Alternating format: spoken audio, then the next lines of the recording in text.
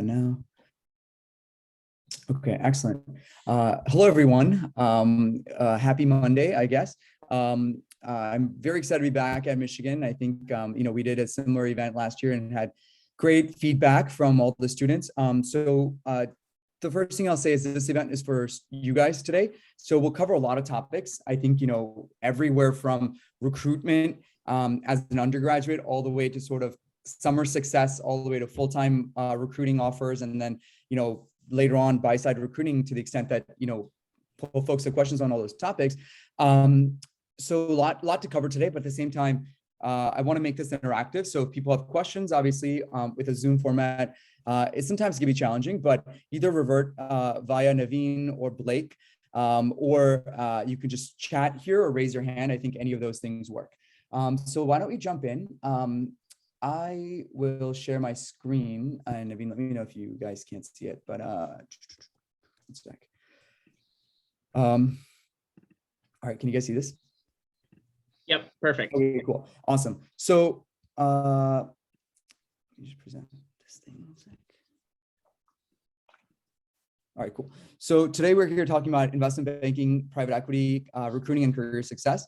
By way of background, I'm Kaushik. I've spent the last 8 years or so in private equity, and prior to that, investment banking. So I started off my career at Goldman Sachs in our investment banking group. I started in financial services, financial institutions, and over the first 3 years of my career, was very fortunate in working on about $100 billion of M&A transactions and the biggest IPO since Facebook, the largest split off, post-financial crisis, the largest M&A deals post-financial crisis. So very, very formative. And I'll hit on this a little bit later, how it's very, very important for you to get a strong foothold in deals, transactions early on in your career, and how that will help you through the rest of your career.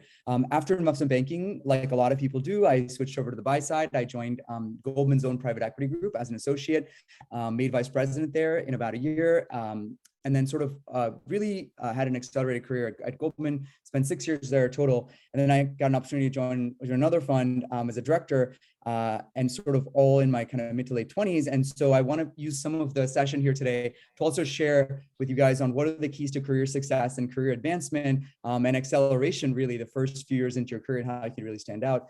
And also at Goldman, I'll highlight, I was also kind of taking on a bunch of leadership roles. That's another thing that I'll emphasize with folks here. Try to take on leadership roles, no matter what firm you end up at. For me, it was, I was sort of tabbed to take on some of these roles. I was chief of staff, asked to be chief of staff within the investment bank in our financial institutions group. And that sort of covered people development, recruiting, promotion committee, summer offer committee, all that stuff. So I'll use some of that knowledge to inform our recruitment discussion today and kind of what we look for on the other side, and also the deal stuff, right? So I'll cover some of the deal stuff as they're relevant through the discussion today. In addition to private equity, I also founded Elevate about 2 years ago now, and this has sort of become the largest sort of investment banking, private equity, venture capital, growth equity, hedge fund, fintech, career platform in all of North America. And as you can see, sort of it's for anyone from who's a serious person who's interested in these careers to someone who's just beginning and learning about these careers. Sort of, we try to bring on, it's a platform built 100% by professionals, right? So we try to bring on, we're partnered with a lot of the top firms, a lot of the top professionals to bring on, high quality networking, recruitment, learning, development, et cetera, opportunities for everyone across North America.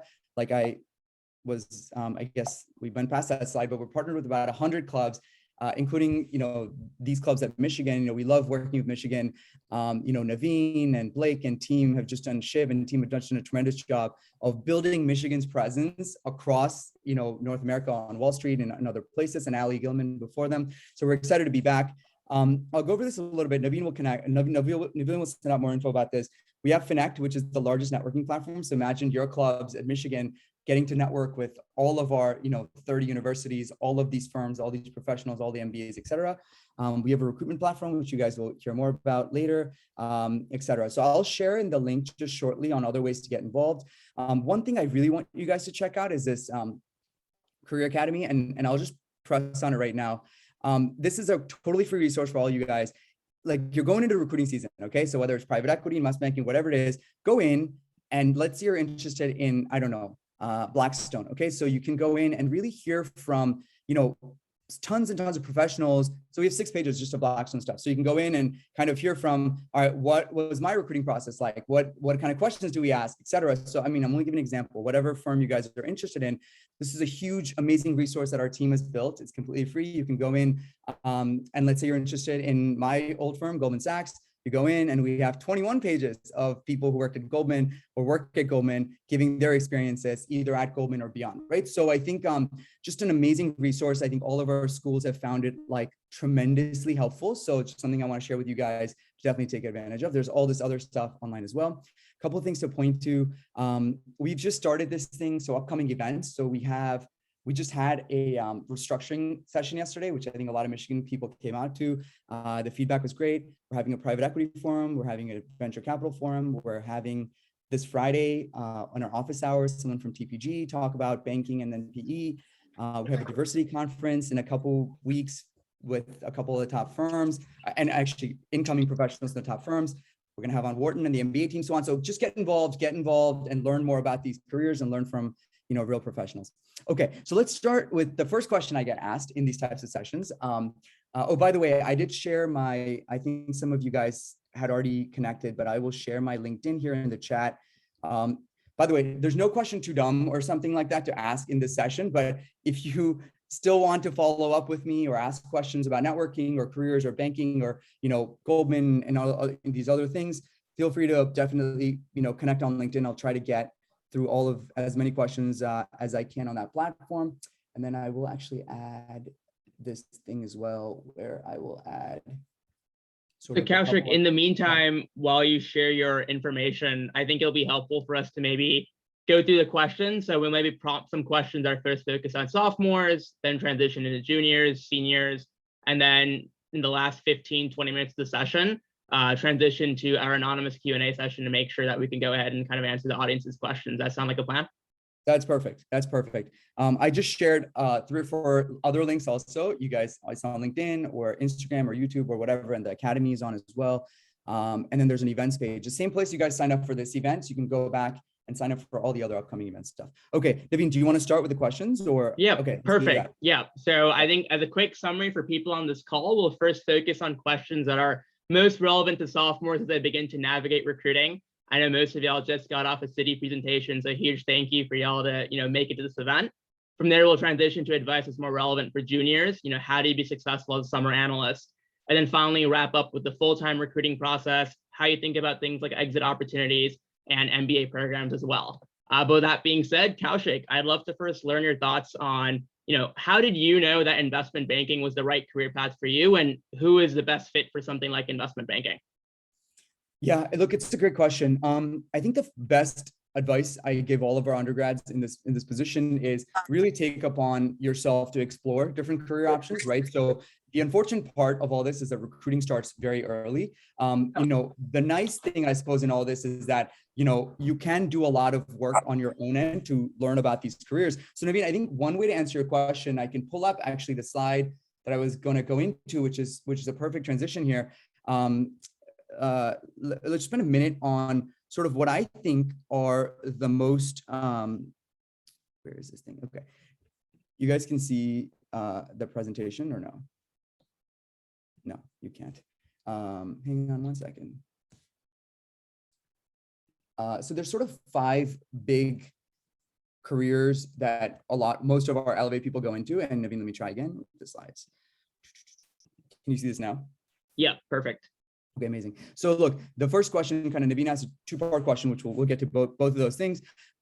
Look, finding the right career for you, right? So to me, if you think about the first thing you have to figure out is, you're obviously at Ross and Michigan and some of these clubs already. So presumably there's some interest in business already, but let me try to break down at a high level, what are sort of the 5 big areas that I think are great careers, right? If you're interested in business or finance or just generally business strategy, operations, et cetera, within the world of business. Number 1, investment banking. So investment banking, I'm sure a lot of you came from the Citigroup presentation. They told you a little bit about what investment banking is. The crux of the job is you're providing advice and deal execution on behalf of your clients, right? So let's say you're hired by a client. It could be someone like an Uber, or it could be Amazon or whatever. And they say, hey, we want to go buy this other company. We want to go expand in this market. We want to raise capital. We want to go IPO. We want to, do M&A, whatever it is. And the core of the job is you do get to work on complex financial transactions.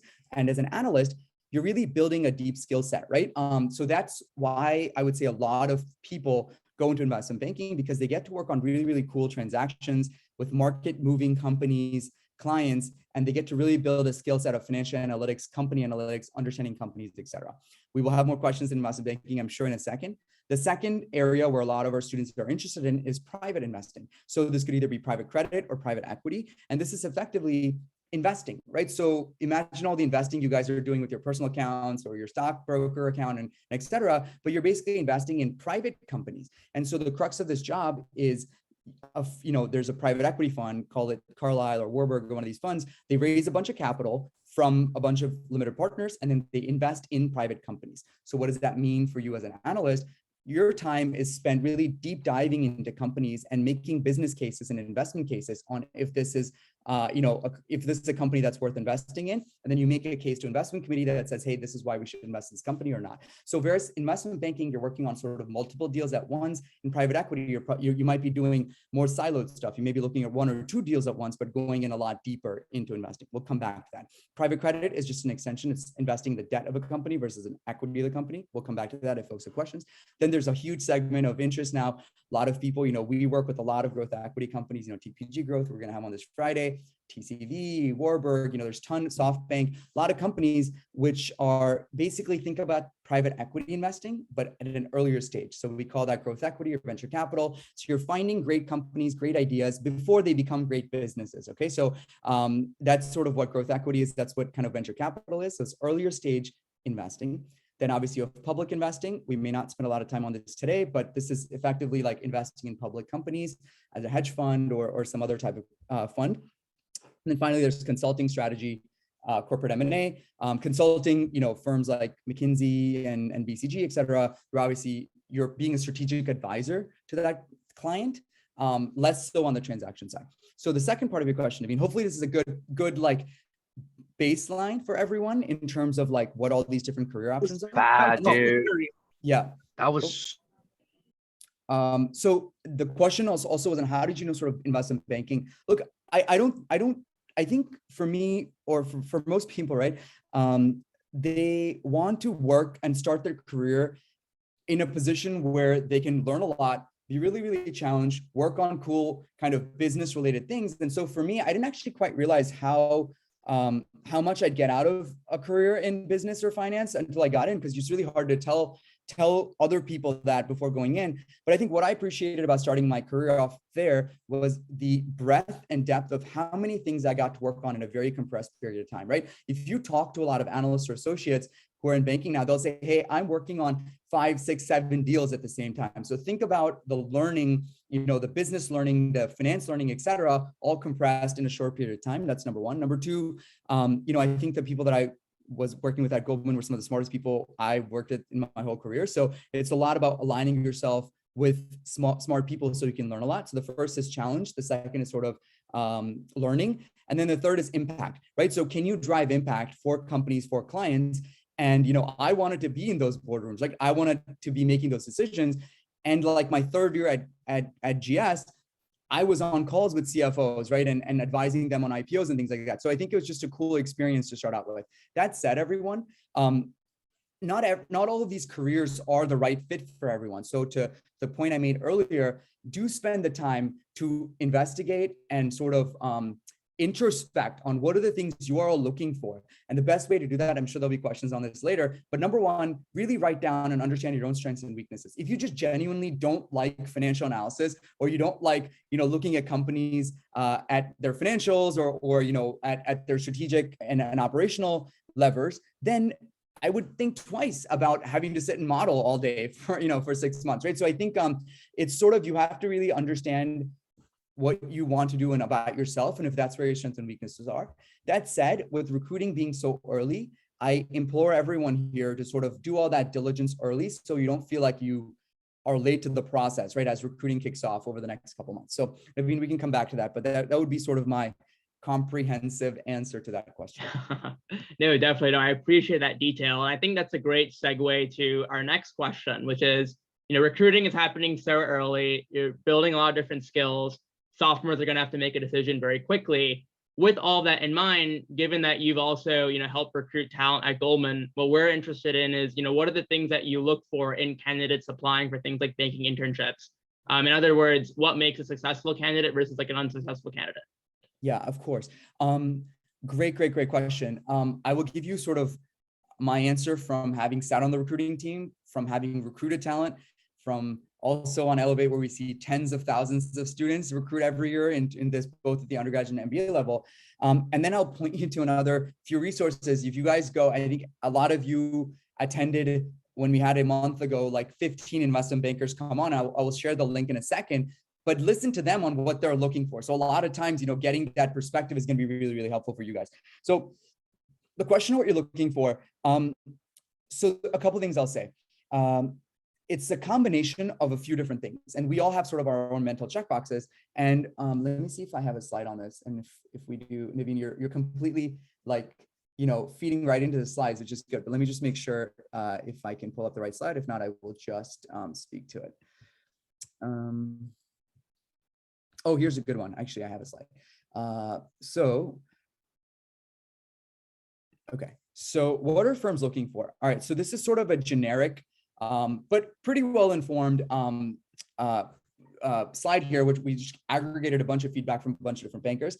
It's a combination of sort of 7 or 8 things. And there's different ways that you can all prove this. But it roughly, the first is analytical ability, right? So this is usually, we try to test for this in an interview, right? So we give you all some sort of, word problems or some sort of interview questions that tell you, hey, if this is the company's going through X, Y, and Z, how would you what are the questions you would ask, or, things like that. We'll get to the interview questions in a second. The second thing is technical quantitative exposure. The ways we judge that is either your experience in terms of work that you've done within this context. So have you had exposure to technical work or quantitative work, et cetera? But we also look at the major or, your clubs that you're part of right now, your GPA, and so on and so forth, because we want to make sure that the individual can handle sort of the quantitative nature of the job. The third is teamwork.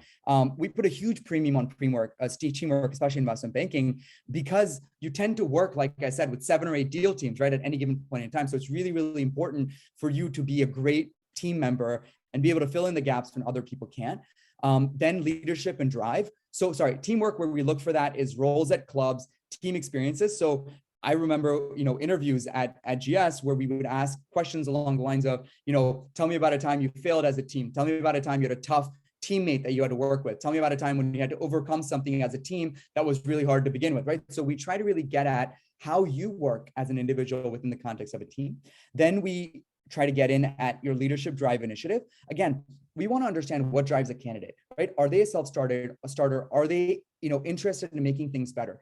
This one does not have to be finance related, right? You don't have to say, hey, I'm the president of blah, blah, blah, and I've been doing this my whole life. You can say, hey, I'm really interested in music, and therefore, or I'm really interested in swimming, and so I swam in college and or high school, and I was kind of put 15 hours a day training or 15 hours a week training. Whatever it is you really have drive around, we want to see that, right? Then we see character. I think in character, we try to evaluate kind of failures, challenges. So you'll get questions like, tell me about a failure you've had, tell me about challenges that you faced, what's some feedback you've received from your supervisors and things like that. Then obviously we want to evaluate an interest in finance, right? It's really hard for us when you come to an interview and you're an amazing candidate, you have all the things we just talked about, but then when we ask you, hey, what is an interesting M&A deal you're following, or what's an interesting company that you like, and you don't have a good answer to that, and then we're like, well, okay, this is a great candidate, but are they a good fit for a finance job? Interest in markets, I think just another checkbox type of item. Curiosity about business, I think we can come back to this. This is more for private equity. And then communication skills, I think just being able to communicate. And the way you can do that is just tell your story well, right? So get on a call and tell your story, your 30-second, 90-second pitch, and really connect, right, with the interviewer. The other thing I'll say is, we also focused on resume building.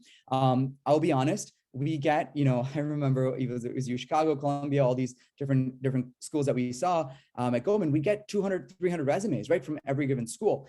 I would probably, we would probably spend 60 seconds on each resume, right? So it's really an art of condensing all of the great things that you are all working on into very, very packageable, action-oriented items on a resume that people can then communicate across. And then the second piece, the most important piece, is networking. I know you guys have heard a lot about this already. If you've come to a lot of the Elevate sessions, all you hear about is networking. But really, I implore you all to sort of get a head start on networking and start making connections with people in the industry. That's the other differentiator for us. And then finally, getting on a call and just, taking full opportunity. We'll get to this, I'm sure, later, Naveen, with one of your questions, but just making an impression. Anytime you talk to any banker or even a senior, frankly, you should be treating that like an interview and make a good impression, right? So those are just some of the things that I've learned to look for over time. We can double click on sort of any of those things. Yeah, and I think, that kind of goes for like the final question I have specifically in the sophomore recruiting process, which is, what are best practices that sophomores should really pursue when like going through recruiting? And I think when we think of recruiting in 3 different buckets, right? There's networking, behavioral preparation, and technical preparation. So what are some best practices that our sophomores should have in mind when they go about, tackling each of those different spheres? Yeah, definitely. So there's sort of 3 phases, right? So the first is there's a few more than that, but sort of networking, you highlighted it. Second is sort of, experience building and sort of story building. And I throw in sort of informational calls into that. And then obviously the actual interviews themselves, right? So the final round, interviews and higher views and so on. So let me just give you guys a little bit of an overview of the process. So what you're going through right now is sort of a lot of the firm information sessions and, and so on. And then you'll soon, there's already a bunch of the applications out, right? So you're gonna have to start applying for these programs, and then they'll sort of be on a rolling basis, right? So a lot of what we call boutique banks happen in the next 6 weeks. And then we have a lot of the larger bulge bracket banks happen sort of April, May, June, July. And then you'll get some more boutique banks sort of at the end of the summer. Again, the timing, right, you can't control. So I wouldn't stress too much about, hey, this is the timing, sort of, it is what it is. We can get to a discussion around, if you got an offer from somewhere, should we kind of trade up to a different offer? And there's a whole discussion around that, which we don't have to get to right now. But generally, you go to a lot of these information sessions, and the information session is for the firm to, first of all, market themselves to you and say, hey, we're a great place to work. And then it's to sort of give an overview of how they're organized, how their summer programs organized, et cetera. Now, sort of the clock is ticking on you all, right? So now what I would do with that is go home and start networking, start building your firm list and start networking with different individuals. What do I mean by networking? What we mean by networking is, look, the supply demand imbalance for any of these careers, right? Be it investment banking, management consulting to a certain extent, and definitely private equity, is definitely more tilted towards, way more candidates than there may be spots at any given bank. Therefore, in order to help you all differentiate yourself in the process, there's a huge emphasis that's placed on building personal relationships with existing professionals that are at that bank. And there's several reasons for that. We don't have to get into sort of why that sort of works the way it does. But broadly, the point is that if we have 100 resumes or 300 resumes coming from any certain firm, we can only really invite maybe 30, 40, 50 people to a higher view, maybe somewhere plus or minus that. So how would we ever make a decision going from 300 to about 100 or 50 is we rely on informal feedback that is gathered by a lot of our bankers to sort of see, hey, is this candidate a great candidate? Again, what that means for you all is you all need to start building good relationships with people who work at some of these firms. How do you do that, right? You start with Michigan alumni, right? We have amazing, fantastic alumni that work at a lot of these firms who are first-year analysts, second-year analysts, and so on. So what I encourage you guys all to do is, start with a list of alumni that you can reach out to, send them an email saying, hey, I'm a student at Michigan. I'm really interested at Credit Suisse. I'm really interested at Evercore. I'm really interested in X, Y, and Z. I'm also really interested in investment banking. I'm going through the process right now. Would love to sort of gather, if you have some time, would love to connect with you and learn a little bit more about your journey and also about the firm. Something, again, we'll talk a little bit about more specific messaging that you all can use, but the general goal is, can you start building those relationships informally, formally with lot of the bankers who work at these firms, such that over the next couple of months, they say, hey, you know what? I spoke to Naveen, I spoke to Blake. They were fantastic, great candidate out of Michigan. Let's put them on our list for invitation for an interview. Again, we can come back to the networking and keys to success as we go. The next step, in this is going to be preparing your own story, right? So many people can do all the grunt work and put together like 300 names at all these different banks, or 100 names. But where they really fall short is how do you communicate your story, right? When you get on these calls, when you get on these interviews. So I would really spend a lot of time perfecting sort of your pitch. And what I mean by that is why, Naveen, if Naveen and I were having a coffee chat, Naveen, I would want you, I'm using Naveen as an example, but everyone on this call, to spend the first 30 seconds or the first 60 seconds telling me why he's going to be, he or she on this call is going to be a good fit for this role, and why are we having this discussion? So Naveen could say something like, hey, Kaushik, thank you for taking the time. I'm Naveen. I'm a third year. This is my leadership role at Banking of Michigan. I'm really interested in finance for X, Y, and Z reasons, and in investment banking. Last summer, I worked X, Y, and Z, and I'm really interested in Goldman for these reasons. And I, appreciate you taking the time. I'd love to kind of dig in a little bit on your role and also the firm, and learn a little bit more about the recruiting process as well. So in that sort of initial 30, 60-second pitch, you've credentialized yourself. You've established a connection with the individual. You've shown us why some of your background is interesting to us. And then number 4, you've sort of given us the why you're here, why Goldman or why whatever firm you're interested in. Again, this is just an example, right? There's all these other questions that you can be preparing for, sort of, what are your prior experiences like? What did you do last summer? What are you interested in this specific firm, et cetera. But that's the general preparation that I want you all to start doing.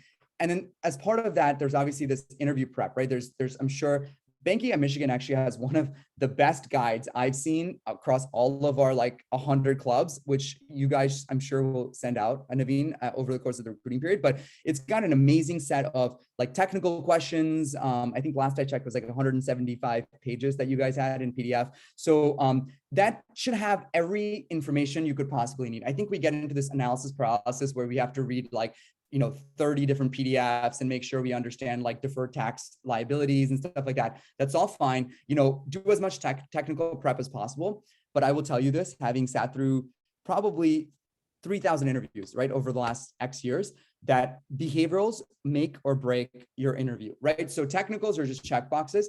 If you cannot, and I'll show you some examples of behavioral questions in a second, or I can share this with you guys afterwards. But if you can't tell us what are your strengths, what are your weaknesses, what have you made failures, where are some of the things you're really proud of, there's a whole host of behavioral questions that we want you to answer. That is the most important part, because at the end of the day, we're not hiring, excuse my language, monkeys to do the model. We're hiring individuals that we want to work alongside us on teams that will be great team members on these different deals, right? So at the end of the day, let's stress a little bit on the behavioral side. So anyway, I won't belabor that point.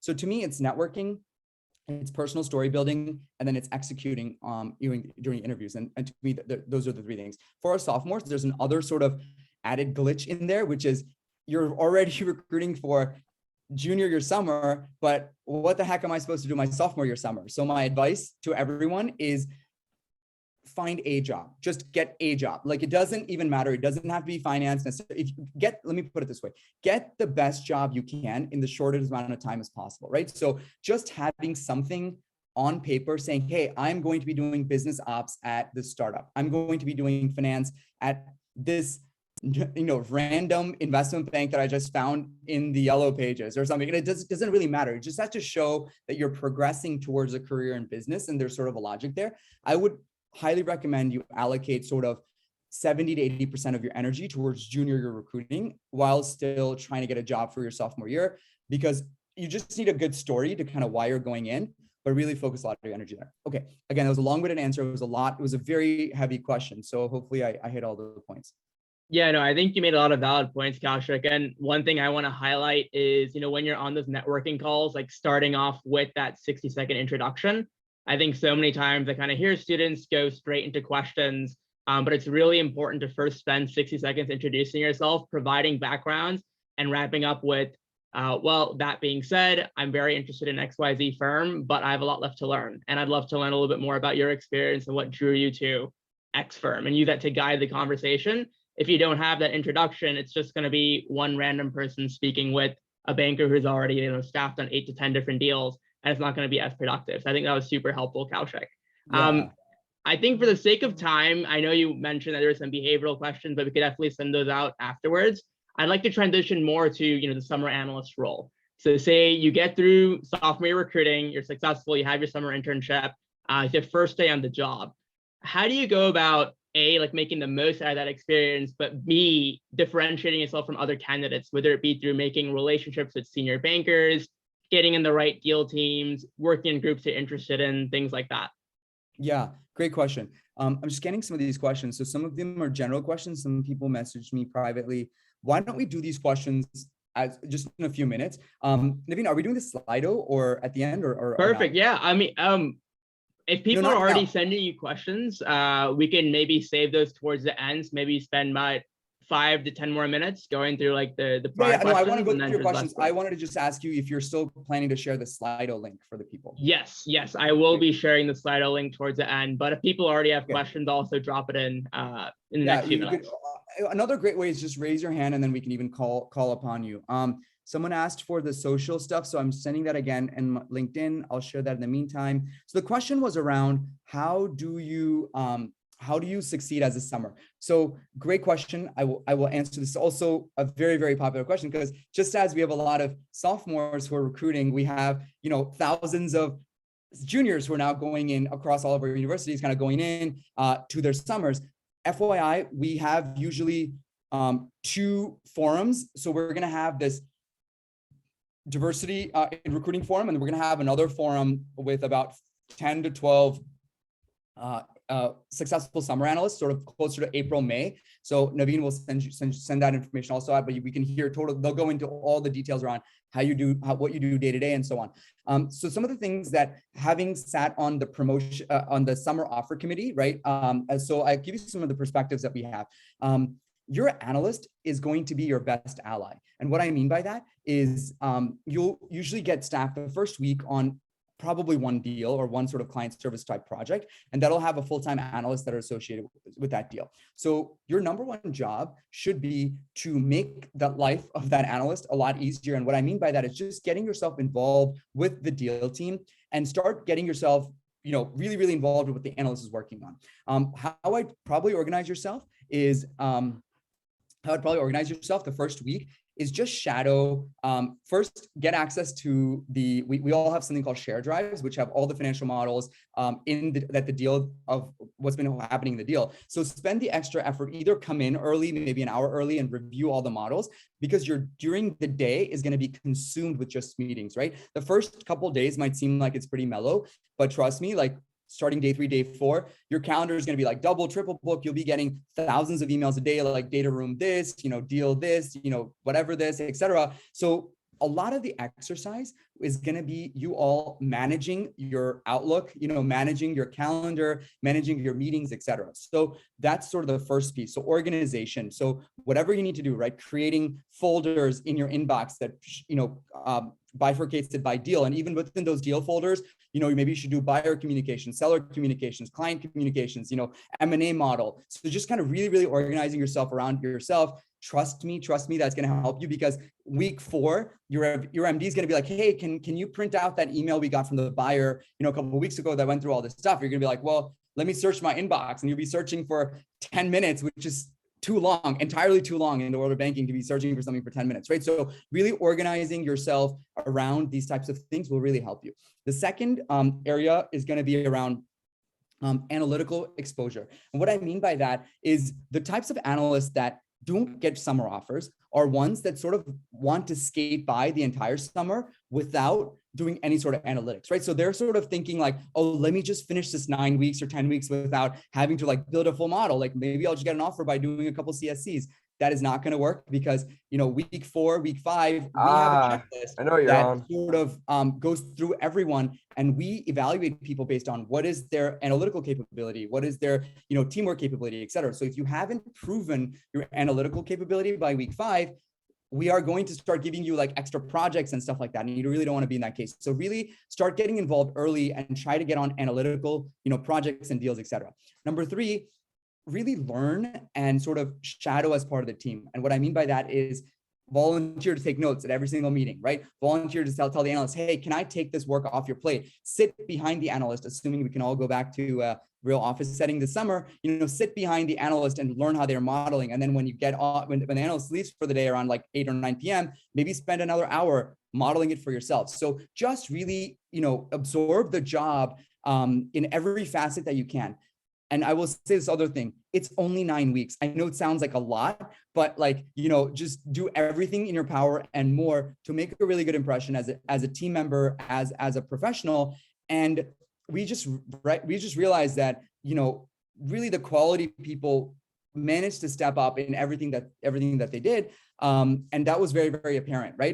Different banks have different conversion rates. And so we don't really need to talk about that. I would just generally say, if you do some of those things, you will definitely, you'll be successful. And then the last thing is just sort of be a good culture carrier, right? So be positive, contribute positively to the desk, or, a lot of banks or private equity firms have like this bullpen mentality where all the analysts kind of sit in the back. And so just as a collegial environment, just sort of be positive. Don't complain, even if the analysts are complaining and things like that. And I think you'll be fine. So if folks have any questions on that particular experience, I'm happy to go into that, but that would be sort of my summary on keys to summer success. Perfect. And Kaushik, I think now I'm seeing some questions coming through. With 20 minutes left, I think it'll make more sense to pivot to those questions. Sure. Maybe can we just do one question that you had on the full-time lateral question that you had? Yes. Or do you want to cover that? Yes. And this is actually one of the questions that are being asked as well. And that is basically, what are like your full-time analysts and people are obviously focused on exit opportunities. What sort of opportunities are available to bankers, and are there any opportunities available beyond just hedge funds and private equity? Yeah, and so this is, just to be clear, this is for after banking or consulting or after school? This is for after banking. Okay, so look, it's really hard to plan that far in ahead for anyone, right? So I think my general advice here is let your career kind of take you in a way that, you kind of have some optionality. I think banking or consulting gives you the ultimate optionality. A lot of people go into those careers because they want ultimate optionality, because they still aren't quite sure kind of what they want to do later on. I would say, look, if you go into any of these careers, I would this is kind of what my mindset would be, right? First, I would try to understand, do I like finance or do I like business? Why or why not? Like, and then what do I like about it? Do I like the advisory part of it? Do I like the transaction part of it? Do I like the operational part of it? Do I like the investing part of it? So I'd start thinking kind of like that. And then I would start thinking, hey, do I like doing this for large companies? Do I like doing this for middle market companies? What size of and companies do I want to do it in? Then I would kind of think, all right, do I like, let's say I like investing or advisory. Do I like doing it for late stage companies? Do I like doing it for early stage companies, or do I like doing it for middle stage companies, right? So and then finally, is there any particular industries that I'm gravitating myself towards? Is it healthcare? Is it consumer? Is it technology? Whatever it is. And so these are all like different filters that I want you all to place on your own careers and your own interest. And to me, career success is really, your interests and passions and your skill set. So where can you wake up in the morning and get excited about, combined with where can you become uniquely good at? We have thousands of students go into investment banking with an Elevate. However, I will say with conviction that, all of those thousands of students probably aren't going to end up there. And also they're probably, that's not where their ultimate skill set lies, right? So you have to sort of be flexible in trying to understand what are your own skill sets and be flexible with that. So, but as we go on, sort of the 3 or 4 most common exit options. One is, I'd say about 20, and I'll give you rough numbers, and this is sort of based on our Elevate data, nothing more than that. But the first is sort of stay in banking. Number 2 is go to large cap investing, so private, like mega fund private equity investing. Then there's sort of other exit option going into sort of earlier stage, so growth equity, venture capital. Then there's a public markets option, so go to the hedge fund route. Or number 5, go into sort of business development, sort of at a smaller company, sort of thing, where it could be like, we have a lot of people that leave, investment banking and go work as, operations at Uber, when, back when Uber was pre-IPO, or sort of some of these large companies that are looking for great talent. So again, the world is kind of your oyster. You can do any of those things.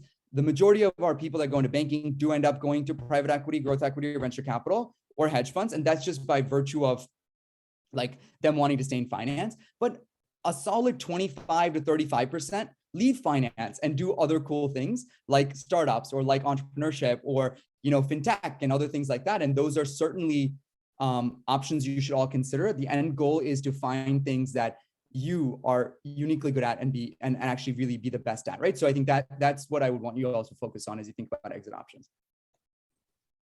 Perfect. Thanks so much for that, Kaushik. So now transitioning, just for the sake of time, to anonymous Q&A. I think there are a few questions that have become, pretty popular. And the first question that I'm seeing, Kaushik, is actually something I think you're very uniquely positioned to comment on. People want to know, is it practical to get into investment banking after completing an MBA degree versus doing undergrad? Or do you think it'll be too late at that point?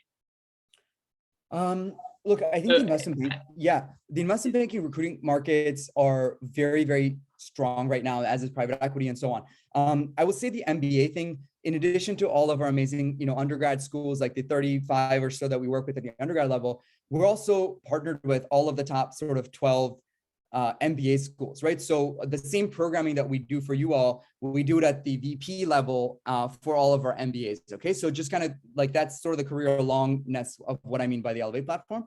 And I mean, so all of the top 12 business schools, I would say 30% of those students go into investment banking. So it's, the answer is absolutely not. It's, if that's something you want to get into, you can kind of get into it anywhere. Business school is, if you don't go to it after undergrad, business school is sort of a great way to go into that. So absolutely, you can get into anywhere. And I would argue that you don't need business school to go in. You could stay in it, or you could kind of make your way in. There's different strategies there. So I think the short answer is no, Naveen. You can easily go into it after business school, assuming you go to a good business school, right? I think that's the thing. Right? You should assume not. Let me put it this way: so you can go to business school where banks actually recruit, right? Just like Michigan, right? So a lot of banks come on campus. This makes it a little bit easier for you all to recruit, right? Versus another school. So I think, but even if you don't, you got to make your own hay, right? You have to go network, and you really have to network your butt off to get a job. And I think it's certainly doable. So yeah. Our next popular question is actually for freshmen. So they're saying, for freshmen on this call who have yet to wait for recruiting, do you have any advice for what to do during their freshman summer? Yeah. So the freshman summer is not as critical. I think, look, if you first of all, try to figure out for yourself what careers you want to do. So whether is it in finance, or is it in entrepreneurship, or is it in sort of technology, or whatever it is. And then I think I would kind of take it upon yourself, challenge yourself. It's February, so you have till you almost have no pressure on yourself. You kind of play with house money, right? So you have between now and May, frankly June, to nail something down. So I would actually reach out to. Okay, I'll give you 3 strategies. Number 1, go on LinkedIn or go on Banking at Michigan or MSBO. Their list of illustrious alumni, right? So start from class of 2020, 21, 20, 22, 23, et cetera. Go figure out where those students have interned. So maybe it's this amazing, private equity shop, Rockbridge or whatever at Detroit, or maybe it's whoever, right, at Huron Capital in Michigan or whatever. Maybe they've interned there, and then shoot those firms a note saying, hey, I'm a freshman. I'm really, really interested in these careers. I would love to work here. This is kind of what I can add to the table. As a freshman, you're not going to be able to add a lot other than sort of your grit and your sort of, your hardworkingness and sort of really, really a go-getterness. So that's what I would do. I would try to challenge. I would put your target as, let's try to get an internship in the world of finance if you can. If sort of April, May rolls around and you're still struggling, or maybe now you're doing 75% in the world of finance, 25% in another world, then maybe you start going more towards non-finance if you're not getting a lot of success in finance. But I'll be honest, if you can, number 1, if you know you want to go into finance, number 2, if you can get an internship your freshman year in finance, it definitely helps you stand out, right, amongst the 300 resumes that I'm talking about at that level. But it's certainly not a necessity, nor is it something that everyone does at all. So I wouldn't put a lot of pressure on yourself. I would kind of treat it more as a challenge of, hey, let me see if I can do this. If I can, great. If not, I will continue sort of getting another internship. But just do try to get an internship for your freshman year, because it's more important to work somewhere and then make the story later on. Like, you could go work at a startup and say, hey, I got to learn about a VC-backed company. I saw how VC worked and kind of how the capital flowed in and blah, blah, blah. And that got me interested in finance and technology. And that's why I want to, go into technology investing or technology investment banking. So there's at least something there. So definitely try to get an internship versus like taking another couple credits if you can, right? Everyone is a different situation, but if you can, I would definitely emphasize getting an internship. So Kaushik, I think we have enough time for two more questions. One question that's actually become popular that we haven't touched on is, how difficult is it to do full-time recruiting into banking if you have not secured a junior year internship in IB and you're lateraling from a division like asset management, equity research, things like that? How should you go about thinking about the full-time recruiting process? Yeah, it's a good question. It's a good question. So look, everyone is in a different spot, right? So I think the key for that individual, if they want to sort of lateral in, it's definitely possible. Number one is work your networks. Okay, really, really important to really work your networks. And what I mean by that is start with Michigan, if you're at Michigan, or even go to the Ross network at the business school. But really reach out to people who like are from that school and say, hey, this is what I did this summer. I learned a lot about this role, but I want to transition that to kind of go into IB. I think, try not to focus as much on why you're not going back, or, why maybe that wasn't, you didn't get a return offer, or you didn't get blah, blah, blah, whatever the case is. Try to focus more on, hey, this is what I did. This is what I learned. That's why I want to use that into my next role in this. So network a lot, and then also try to network a lot, and then try to really like position yourself based on what you learn into how it's going to help you in the next job. So hopefully, Naveen, that's helpful. Yeah, Naveen, thanks for sending that out. Look, guys, if you feel like you learned a lot, I really encourage you all to leave a five-star testimonial for us on this link that Naveen sent out. It helps our team, and others sort of do more of these events. Again, it should take like 30 seconds. So, go at it. Yeah, Naveen, let's keep going on the questions. Perfect. Yeah. And one more question that a lot of our underclassmen had was, how do you think of the difference between articulating your experiences with clubs versus internships on your resume and in interviews? So I'm guessing what they're alluding to is which one's more important, which one should they emphasize on, and how should that go into their story? Yeah, I think I would say roughly work experience and club leadership are probably like 1A and 1B. And sort of they're complementary, right? So we like seeing, and this is why I encourage you all to get involved with groups like Banking Michigan and MSBO and all these great clubs, is that we do like, and we do put a lot of emphasis on leadership for several reasons. And we don't have to get into all those reasons, but it sort of shows, right? You want to make a world a better place. You want to kind of leave it a better place. Number two, it shows that a group of individuals have trusted in you and your work. It maybe shows that, you yourself are interested in this industry sector, whatever it is. Again, it doesn't necessarily have to be all finance clubs, right? So we've seen people who are, captain of the lacrosse team, or captain of whatever, or, leadership here, student government, whatever it is. So just leadership in general, definitely helps you out. And then complementary to that is work experience, right? So as much as we like or we don't, there is a little bit of favorable mentality to someone who's worked and has had one or two, solid internship experiences that they can speak about, because the margins are super thin, right? As you guys can appreciate, we all, everyone here has a great GPA, or everyone has here sort of relevant major or relevant classes. So what are really the things you can differentiate yourself on? And to me, that's leadership and work experience. And then equally important, that is how you communicate, right? So, if you say something like, hey, I started this club on campus, and when I started, and this is true, we have like every year, maybe 10% of the new clubs on Elevate are like brand new clubs. Hey, there wasn't a private equity club at the University of Chicago, so I started it. Or, there was no, venture capital club at Columbia, and so I started it. And so that's kind of a lot of the stories that I hear. That is equally interesting, right? So you've taken upon something that you saw as a need in the market, and then you acted upon it and mobilized a bunch of people to come around it. Again, leadership and experience comes in different forms and flavors. I think you need a story behind everything.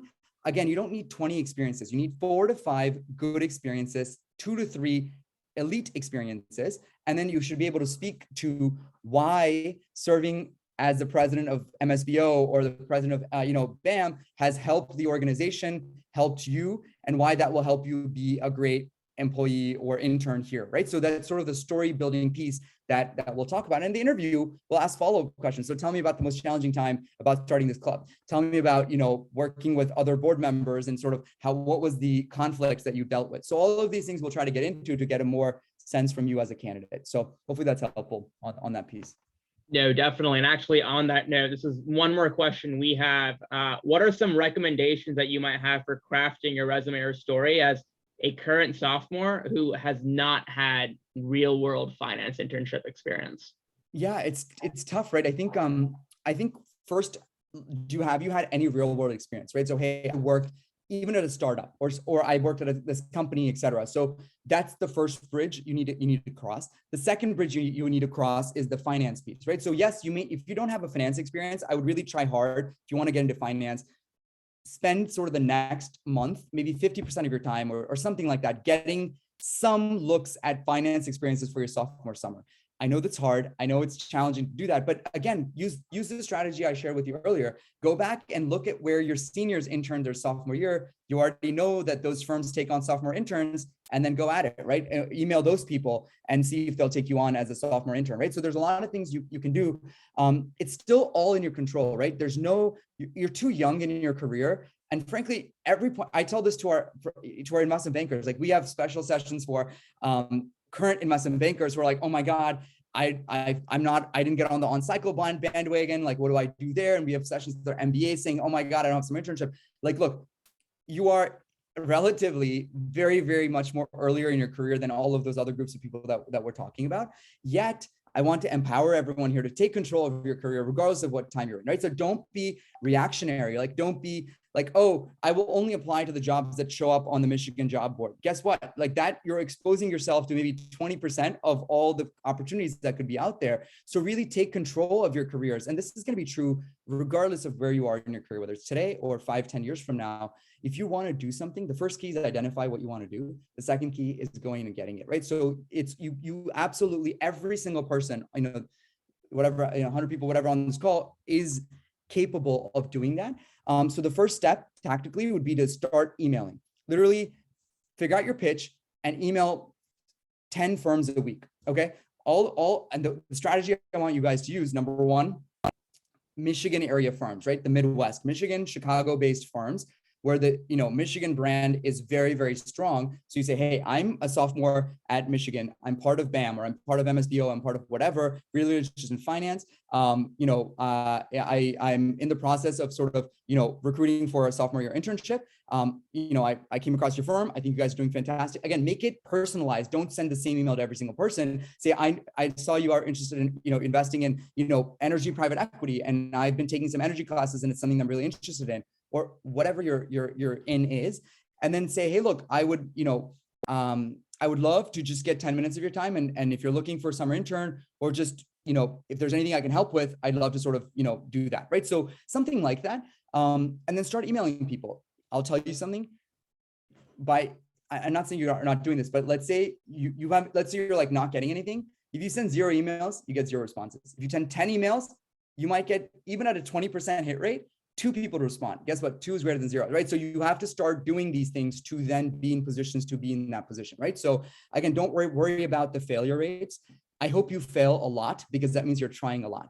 So I think, just keep trying. And then, LinkedIn message me in a month after you've taken that plan. And if it's still not working, then I will give you, we'll find a better plan. But I think for now, email Michigan firms, email Chicago-based firms, then your hometown. Maybe you're from Denver, maybe you're from Nashville, maybe you're from Miami, maybe you're from San Francisco. There's a billion firms at each of those locations or all those locations. With COVID, you can work remotely virtually anywhere, right? So the key is to communicate why you. Why should I hire Naveen? Why should I hire Blake?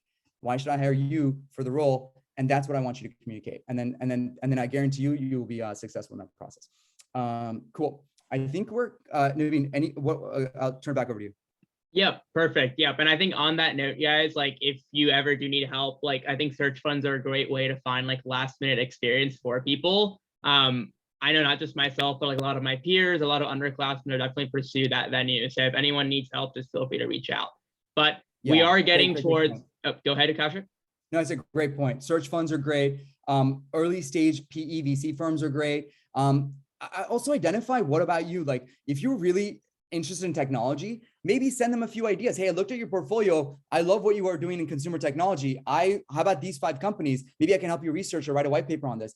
It doesn't really matter. It almost doesn't even matter what you do there, right? So just do something and then put it on your resume and then keep moving, right? So that's kind of what I'd say. And if you guys have further questions, I know half of you have already added or reached out on LinkedIn. So I'm again sharing my LinkedIn. I would try to get through emails as much as possible and LinkedIn messages. But if you guys are really struggling, like feel free to reach out and I will be more than happy to add other advice or say, hey, this firm's looking or whatever. And I can also lead you along if needed. Okay. Definitely. Perfect. And on that note, Kaushik, I know some kids were asking in regards to the slide deck and the recording. Would it be possible for people to access it post the event as well? Yeah, absolutely. So we'll send it out afterwards. I think the recording will take a couple of days to process, but I think we'll put it up on the YouTube thing that we have. But in the meantime, I think we'll send the slide deck out, no problem. In the meantime, I really encourage you, like I said, we have, I think, over 100 professionals at this point on giving advice on different things. So if you're really struggling, go on the Academy page and really like learn from these people. And I guarantee you, like it's just helped thousands of people in the last couple cycles, and I know it'll help you all out. So if you're really struggling, use your mentors here at BAM and other places. But I will just end with this. Michigan has done an amazing job the last couple of years in sort of re-emerging and sort of sending a lot of people onto these top firms, whether it's in banking or private equity or consulting. So really, you guys have big shoes to fill, but it's more that I'm completely confident in all of you. You will be very, very successful. Take advantage of the Elevate platform. Come to as many events or as few events as you want. Again, it's the national platform. The other thing we didn't talk a lot about is a networking thing. We're going to open it up to Michigan in the next month or so. So it's a great avenue for you all to build your networks, because being in Ann Arbor, it's a little bit harder to meet people across the country. So, just leverage the platform, and I wish you all the best of luck. And don't get discouraged. Always sort of, shoot for it. And you're very young, very early. You have a bunch of years to figure this out. The key is sort of just keeping working at it every day. So on that note, thank you, Michigan, again for having me. Super excited. One of these years we'll do it in person, but until then, good luck this recruiting cycle, guys, and see you on the Elevate stuff soon. Yeah, you're absolutely welcome. Thank you for all the perfect. Yeah, thank you so much, Kaushik. On that note, and I will say one last thing on that note. Don't forget to, if I'm getting 100 thank yous on this, I want to see as many 5-star testimonials. So go at it, get at it. But no, for real, it's great, guys, and I will be rooting for Michigan football next year. All right, so good luck. Perfect. Thanks so much, Kaushik, and huge thank you to MSBO for helping us organize the event.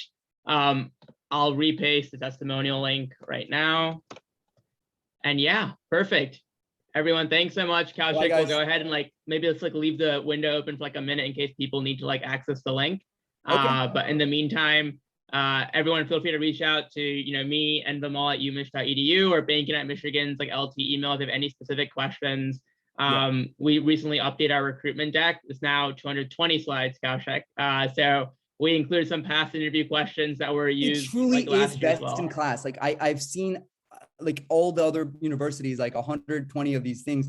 Ali and I shared it with all of our other universities last year. So that's the level at it. So it's an amazing, amazing resource. I highly encourage it. And this thank you. It's helpful. All the credit goes to the founder. He unfortunately isn't in banking anymore, but he definitely made the platform for everything. So credit goes to him. That's great. Well, I'm happy, guys. Excellent. Thanks for having me. Okay, we'll talk soon. Perfect. Thanks, Blake. Take care. Bye-bye. Yeah. Bye, guys.